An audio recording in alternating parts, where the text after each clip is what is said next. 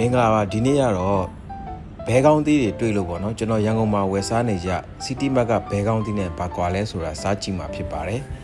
ဒီမှာတော့အလုံးနည်းနည်းကြည့်တယ်ကျွန်တော်ထင်လိုက်တယ်အလုံးကြီးတော့အချိုပေါ့မယ်ပေါ့နော်တကယ်စားကြည့်တဲ့အခါမှာလည်းအချိုတကယ်ပေါ့ပါတယ်ကျွန်တော် City Mart မှာဝယ်စားနေကြအလုံးသေးသေးလေးတွေကတော်တော်ချိုတယ်လေးလေးပင်ပင်ကိုရှိတယ်ဒီအသီးကတော့အရင်မချိုပေမဲ့သူကကျွတ်ကျွတ်လေးဆိုတော့စားလို့တော့ကောင်းပါတယ်ဒါပေမဲ့ဒီထက်ကောင်းတဲ့အရာသာရမလားဆိုပြီးတော့ကျွန်တော်ဘယ်လိုလှုပ်ရှားရင်ကောင်းမလဲစဉ်းစားကြည့်တော့ဟိုတနေ့ကနနသီးဝယ်တော့ကကြံတဲ့စားထုတ်လေးကိုသွားတတိရတယ်အဲ့ဒါနဲ့အဲ့ဒီစားထုတ်ကိုကျွန်တော်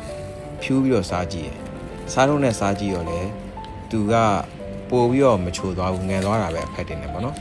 အထက်ကအဲ့စားမှာပါတဲ့တကြားတွေပါအယောင်ချိုမလားထင်တာမချိုဘူးပြအဲ့ဒါနဲ့ကျွန်တော်နောက်ဒီမှာပန်းရောင်တစ်လုံးတွေ့တယ်အဲ့ဒီပန်းရောင်လေးကချိုမလားဆိုပြီးတော့စားကြည့်ရယ်အဲ့ဒီပန်းရောင်လည်းဒီတိုင်းပဲအချိုနည်းနည်းပေါ့တယ်ဆိုတော့ထင်တဲ့လောက်တော့မချိုဘူးပေါ့နော်ဘဲကောင်းသီးသေးသေးလေးတောင်တတိရပါတယ်အခုဆိုရင် City Mart မှာရှိရောရှိပါအောင်မလားမသိဘူး